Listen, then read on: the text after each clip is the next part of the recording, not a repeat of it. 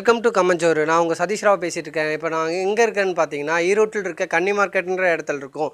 இங்கே பார்த்தீங்கன்னா branded looks இருக்கிற ஷர்ட்ஸ் எல்லாம் இங்கே பண்ணிகிட்டு இருக்காங்க. இந்த எஸ்விஎன் டெக்ஸில் இங்கே வந்து ஹோல்சேலோ ரீட்டெயிலோ ரெண்டும் பண்ணிகிட்டு இருக்காங்க. வாங்க உள்ளே போய் பார்க்கலாம் என்னென்ன இருக்குலாம்.